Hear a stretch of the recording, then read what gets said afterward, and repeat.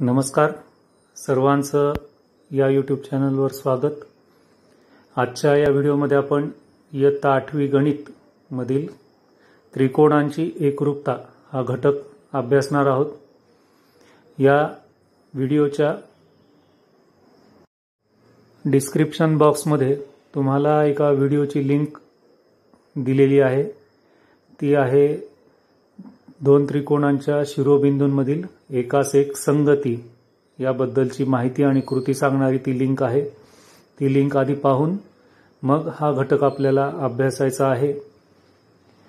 त्रिकोणांची एकरूपता सगळ्यात आधी आपण पाहू त्रिकोणाचे घटक। त्रिकोणामध्ये घटक कोणते कोणते असतात तर त्रिकोणाला 3 बाजू, इथे या त्रिकोणामध्ये बाजू AB, बाजू AC आणि बाजू CB या 3 बाजू आहेत। 3 कोन आहेत, कोन A, हा कोन C आणि हा कोन B। आता बाजू AB, बाजू AC, cone A, cone C ही नावं कशावरून पडली तर त्यातला महत्त्वाचा घटक म्हणजे हा शिरोबिंदू। हा शिरोबिंदू आता हा त्रिकोणाकृती आकार आहे। त्रिकोण म्हणलं की फक्त त्याला बाजू आहेत, कोन आहेत आणि शिरोबिंदू आहेत। त्यानंतर अंतर्भाग आणि बाह्य भाग असतो, हे आधीच्या इयत्तांमध्ये आपण शिकलो आहोत। आता या शिरोबिंदूंचं वैशिष्ट्य काय आहे ते तुम्हाला डिस्क्रिप्शन बॉक्समधल्या व्हिडिओतून कळणार आहे। हा एक त्रिकोण आहे आणि इथे हा दुसरा एक त्रिकोण आहे, याचं नाव आहे PWM। आता आपण फक्त काय करणार आहोत, हे दोन त्रिकोण एकमेकांवर टेकवून पाहणार आहोत, जोडून पाहणार आहोत, जुळतात का। तर हे एकमेकांशी जुळत नाहीत। तर सगळ्यात आधी मी काय करतो, या A शिरोबिंदूची या त्रिकोणाच्या P शिरोबिंदूशी जोडी जुळवून पाहतो। ती जुळवल्यानंतर ही बाजू MW आणि बाजू CB या काही एकमेकींशी तंतोतंत जुळत नाहीत। आता आपण काय करू, हा P शिरोबिंदू या C शिरोबिंदूशी जोडून पाहू। आता या शिरोबिंदूंची जोडी जी आपण लावली तरी हे दोन त्रिकोण एकमेकांशी तंतोतंत जुळत नाहीत। आता या M शिरोबिंदूची C शिरोबिंदूशी जोडी जुळवली तरी सुद्धा हे दोन त्रिकोण एकमेकांशी तंतोतंत जुळत नाहीत। ह्या ज्या आपण शिरोबिंदूंच्या जोड्या जुळवतो आहोत त्याला म्हणायचं शिरोबिंदूंमधील एकास एक संगती। तर इथे कोणत्याही एकास एक संगतीनुसार हे दोन त्रिकोण एकमेकांशी तंतोतंत जुळत नाहीत।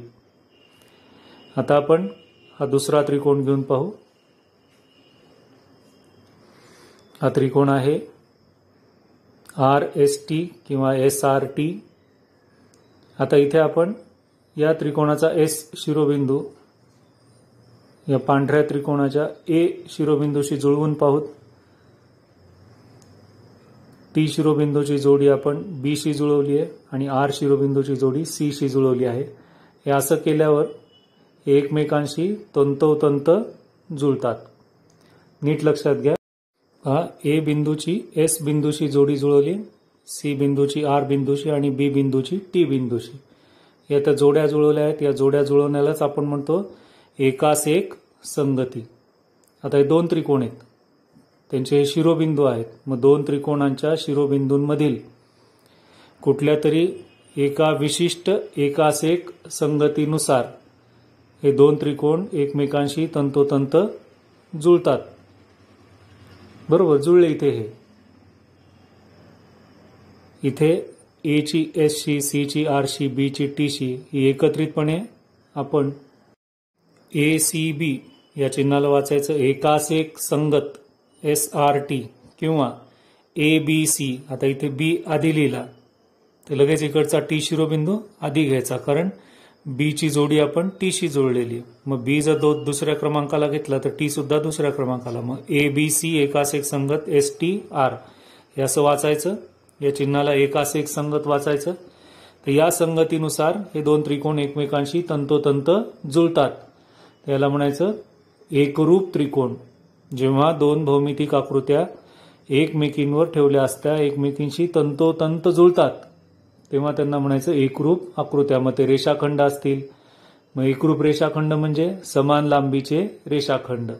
कोन सुद्धा एकमेकांशी तंतोतंत जुळतात. मग एकरूप कोन म्हणजे समान मापाचे कोन.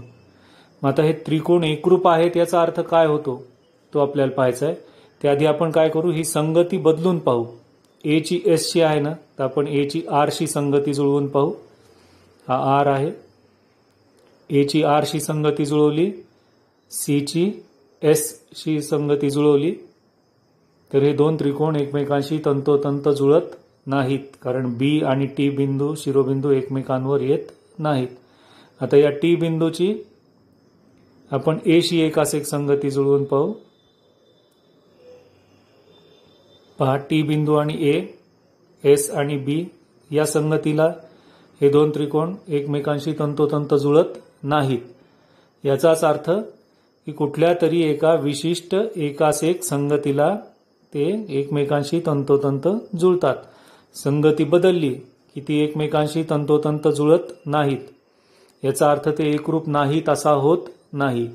मग कुठल्या तरी एका विशिष्ट एकास-एक संगतीने ते एकमेकांशी तंतोतंत जुळले की त्याला आपण म्हणतो एकरूप त्रिकोण. जर हे दोन्हीही त्रिकोण समभुज त्रिकोण असतील तर ते कुठल्याही एकास-एक संगतीनुसार एकमेकांशी तंतोतंत जुळतात. आता इथे एबीसी एकास-एक संगत एसटीआर या संगतीने हे दोन त्रिकोण एकमेकांशी तंतोतंत जुळले म्हणजेच ते एकरूप आहेत. मग हे चिन्हांच्या स्वरूपात कसं लिहायचं, तर त्रिकोण ए बी सी एकरूप, हे एकरूपचं चिन्ह आहे. त्रिकोण एस टी आर, त्रिकोण एबीसी एकरूप त्रिकोण एस टी आर, हे दोन त्रिकोण एकमेकांशी एकरूप आहेत. आता दोन त्रिकोण एकमेकांशी एकरूप आहेत याचा अर्थ काय होतो, तर त्यांच्या संगत बाजू, हा त्रिकोण एबीसी आणि त्रिकोण एसटीआर एकरूप आहेत याचा अर्थ त्रिकोण एबीसीच्या बाजू या त्रिकोण एसटीआरच्या संगत बाजूंशी एकरूप आहेत, म्हणजेच त्यांची लांबी समान आहे. बाजू एबी एकरूप बाजू एसटी, ही एबी बाजू एसटी बाजूशी एकरूप, बाजू बीसी एकरूप बाजू टीआर, बाजू एसी एकरूप बाजू एसआर. म्हणजे ही 10 सेंटीमीटरची तर ही 10 सेंटीमीटरचीच आहे, ही 5 सेंटीमीटर असेल तर ही 5 सेंटीमीटर. आता या तीन संगत बाजू एकरूप आहेत, तर इथे संगत कोन सुद्धा एकरूप असतात. दोन त्रिकोण जेव्हा एकरूप असतात तेव्हा त्यांचे संगत कोन एकरूप असतात. मग या त्रिकोणाचा कोन ए या त्रिकोणाच्या कोन एस शी एकरूप आहे, म्हणजे त्यांची मापं समान आहेत. तसंच या बी कोनाचं माप टी कोनाच्या मापा इतकं, म्हणूनच ते एकरूप. कोन बी एकरूप कोन टी, कोन सी एकरूप कोन आर, म्हणजे तीन बाजू आणि तीन कोन हे असे 6 घटक एकरूप आहेत त्रिकोण एकरूप असल्यावर. आता ह्याचाच वापर आपल्याला काय करायचा आहे की दोन त्रिकोणांमध्ये 1 2 3 4 5 6 हे 6 घटक जर एकरूप असतील तर ते दोन त्रिकोण एकरूप असतात अशी अट घालायची आहे.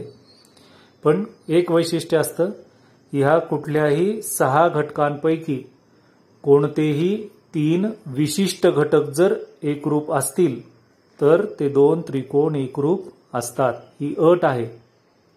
अशा रीतीने मासे वेगवेगळे कोणते कोणते 3 विशिष्ट घटक एकरूप असतील त्याच्या वेगवेगळ्या अटी आहेत.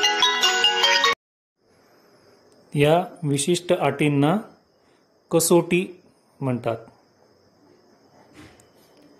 मग दोन त्रिकोण एकरूप असण्यासाठी या 6 घटकांपैकी कोणतेही 3 विशिष्ट घटक एकरूप असणे ती आहे कसोटी अट.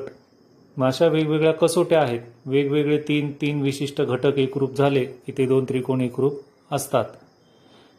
त्याला म्हणायचं त्रिकोण एकरूपतेच्या कसोट्या. जसं आपण या आधीच्या इयत्तांमध्ये विभाज्यतेच्या कसोट्या पाहिल्या होत्या की एखाद्या संख्येला 3 ने निशेष भाग जातो, 4 ने निशेष भाग जातो, म्हणजे त्या अटी होत्या. त्याला आपण विभाज्यतेची कसोटी म्हटलं. तसं इथे या त्रिकोण एकरूपतेच्या कसोटी म्हणजे ही अटच आहे एक प्रकारची. ही कुठले 3 विशिष्ट घटक एकरूप असले म्हणजे त्रिकोण एकरूप असतील, तर त्या विशिष्ट घटकांना म्हणायचं एक कसोटी. आता आपण या त्रिकोणांच्या एकरूपतेच्या कसोट्या पाहूत. इथे आपण काही खुणांबद्दल माहिती घेऊयात. इथे 2 छोट्या रेषा दिसत आहेत, इकडे 2 छोट्या रेषा आहेत, इथे एक रेष आहे छोटी, इथे एक रेष आहे, इथे 3 आहेत, इथे 3 रेषा आहेत. याचा अर्थ जिथे जिथे सारख्या खुणा आहेत ते घटक एकरूप आहेत. म्हणजे बाजू YZ एकरूप बाजू TU किंवा UT. याचाच अर्थ जेव्हा केव्हा आपल्याला अशा आकृत्या दिसतील आणि त्याच्यात सारख्या खुणा दिसतील तर ते घटक एकरूप आहेत असं समजायचं आपण. म्हणजेच एकरूप घटक हे सारख्या चिन्हांनी किंवा खुणांनी दाखवले जातात. इथे पहा, इथे गोल चिन्ह आहे, इथे गोलाचं आहे चिन्ह. हा S कोन एकरूप X कोनाशी आहे. इथे T कोनाला असं चिन्ह आहे, Z कोनाला असं चिन्ह आहे. दोन्ही सारखे आहेत म्हणजे हे 2 कोन एकरूप आहेत. इथे फुलीचं चिन्ह आहे, इथे फुलीचं चिन्ह आहे म्हणजे हे 2 कोन एकरूप आहेत. यामध्ये आणखीन एक चिन्ह वापरलं जातं ते पाहूत.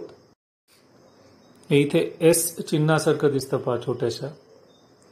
हे कशासाठी वापरलं जातं? जेव्हा 2 त्रिकोण असतील आणि त्यांच्यामध्ये एखादी बाजू सामायिक असेल तर ती सामायिक बाजू दर्शवण्यासाठी हे असं S चिन्ह वापरलं जातं. आता इथे मगाशी पाहिल्याप्रमाणे हे 2 छोट्या रेषा म्हणजे हे 2 एकरूप आहेत. इथे एक छोटी रेष म्हणजे हे 2 एकरूप आहेत. ही फुली म्हणजे हे 2 कोन एकरूप आहेत. हा कोन आणि हा कोन एकरूप आहे. इथे काटकोनाचं चिन्ह, इथे काटकोनाचं चिन्ह आहे. हे एकरूप घटक समान चिन्हाने दाखवलेले असतात. मग आता हे S चिन्ह जे आहे तर ही बाजू AD जी आहे तर ही बाजू AD सामायिक आहे. म्हणजे AD बाजू याही त्रिकोणात आहे, AD बाजू याही त्रिकोणाची आहे. दोन्ही मध्ये आहे म्हणून तिला म्हणायचं सामायिक बाजू, सामायिक घटक. मग तो S या चिन्हाने ही बाजू दाखवली जाते. या त्रिकोण एकरूपतेची पहिली कसोटी 2 बाजू आणि समाविष्ट कोन. 2 बाजू आहेत म्हणून बा आणि बा इथे, आणि समाविष्ट म्हणजे 2 बाजूंच्या मधला कोन आहे म्हणून बाकोबा कसोटी. बाजू कोन बाजू कसोटी. याचा अर्थ काय आहे मग बाजू कोन बाजू कसोटी? म्हणजे इथे 2 त्रिकोणांच्या शिरोबिंदूंमधील एकासेक संगतीनुसार, विशिष्ट एकासेक संगतीनुसार जर बाजूंच्या 2 जोड्या एकरूप असतील. पहा इथे 2 खुणा आहेत, इथे 2 खुणा आहेत म्हणजे AB बाजू आणि LM बाजू एकरूप आहे. म्हणजे ही एक जोडी एकरूप आहे. दुसरी जोडी कोणची एकरूप दाखवली? इथे BC आणि MN. इथे 3 खुणा आहेत, इथे 3 खुणा आहेत. म्हणजेच बाजूंच्या 2 जोड्या एकरूप असतील आणि त्यांनी समाविष्ट केलेले कोन. समाविष्ट केलेले कोन म्हणजे या 2 बाजूंचे सामायिक जो शिरोबिंदू आहे, सामायिक जो आरंभबिंदू आहे तोच त्या कोनाचा शिरोबिंदू असतो किंवा त्या कोनाच्या बाजू या त्रिकोणाच्या 2 बाजू आहेत. या 2 बाजूंनी समाविष्ट केलेला कोन. मग इकडच्या त्रिकोणात संगत म्हणून तेच येणार, या 2 बाजूंनी समाविष्ट केलेला कोन.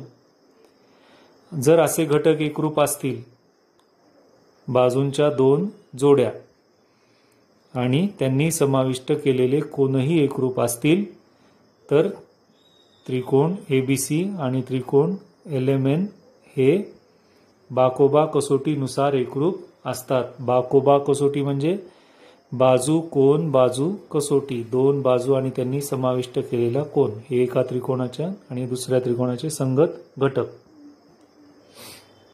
इथून पुढच्या प्रत्येक कसोटीमध्ये एक गोष्ट लक्षात ठेवायची की आधी आपण पाहिलं होतं की हे 3 आणि 3 6 घटक एकरूप असावे लागतात. पण इथे आपण पाहतो की फक्त 3च संगत घटक एकरूप आहेत, बाजू कोन बाजू. याचा अर्थ असा असतो की या 6 पैकी कुठलेही 3 विशिष्ट घटक संगत घटक एकरूप असतील तर 2 त्रिकोण एकरूप असतात. आणखीन पुढे जाऊन काय अर्थ होतो त्याचा की हे 3 विशिष्ट घटक एकरूप असले की आपोआप उरलेले घटक सुद्धा एकरूप असतात. जर त्रिकोण एकरूप झाले तर उरलेले घटक सुद्धा एकरूप होतात. म्हणजे इथे खुणा दाखवल्या नाहीयेत. मग बाजू AC सुद्धा बाजू LN शी एकरूप असते. कोन A एकरूप असतो कोन L आणि कोन C एकरूप असतो कोन N. म्हणजे उरलेले 3 घटक सुद्धा एकरूप होतात. केव्हा? जेव्हा हे विशिष्ट 3 घटक एकरूप असतील तेव्हा. तर हे त्रिकोण एकरूपतेची पुढची कसोटी बा कसोटी, म्हणजे बाजू बाजू बाजू कसोटी, 3 संगत बाजू. जेव्हा 2 त्रिकोणांमध्ये शिरोबिंदूंच्या एकास एक संगतीनुसार एका त्रिकोणाच्या 3ही बाजू दुसऱ्या त्रिकोणाच्या 3ही संगत बाजूंशी एकरूप असतील तर ते 2 त्रिकोण एकरूप असतात बा कसोटीनुसार. बा म्हणजे बाजू बाजू बाजू कसोटी. मग जेव्हा या 3 अटी पूर्ण होतात तेव्हा आपोआपच उरलेले हे जे 3 घटक आहेत ते सुद्धा एकरूप होतात. म्हणजे कोन क्यू एकरूप कोन वाय हे घडून येतं. आता इथे सारख्या खुणांनी दाखवलेत एकरूप घटक. पी क्यू एकरूप एक्स वाय, एक रेषे एक रेषे. इथे 2 रेषा आहेत म्हणजे क्यू आर एकरूप वाय झेड. इथे 3 रेषा आहेत, इथे 3 रेषा आहेत म्हणजे पी आर एकरूप एक्स झेड असा त्याचा अर्थ होतो. ही आहे बा कसोटी. म्हणजे या 3 विशिष्ट अटी आहेत बाजू बाजू बाजू, तर त्रिकोण एकरूप असतात. आता पुढच्या 3 अटी पाहूत. 2 कोन आणि समाविष्ट बाजू म्हणजे को कसोटी. याआधी आपण पाहिलं होतं बाजू कोन बाजू म्हणजे 2 बाजू आणि समाविष्ट कोन. आता आहेत 2 कोन आणि समाविष्ट बाजू म्हणजे को कसोटी. इथे त्रिकोण XYZ आणि त्रिकोण EDF. इथे आपण पाहिलं तर खुणा दिसतात आपल्याला सारख्या. इथे X कोणाला जी खूण आहे तीच D कोणाला आहे, Z कोणाला जी खूण आहे तीच F कोणाला आहे. म्हणजे हे कोन X एकरूप आहे कोन D आणि कोन Z एकरूप आहे कोन F. इथे बाजू XZ ला ही खूण आहे, बाजू DF ला तशीच खूण आहे. म्हणजे बाजू XZ आणि बाजू DF एकरूप आहेत. म्हणजे हे 2 कोन आणि त्यांनी समाविष्ट केलेली बाजू, तसंच हे 2 कोन आणि त्यांनी समाविष्ट केलेली बाजू हे संगत घटक एकरूप आहेत. 2 कोन आणि त्यामधली बाजू अशा खुणा दिसल्या की ती कसोटी आहे को कसोटी. कोन बाजू कोन कसोटी. 2 त्रिकोणांच्या 2 कोन आणि त्यांनी समाविष्ट केलेली बाजू हे दुसऱ्या त्रिकोणाचे संगत 2 कोन आणि संगत बाजू यांच्याशी एकरूप असतील ते 2 त्रिकोण को कसोटीने एकरूप असतात. यानंतरची कसोटी आहे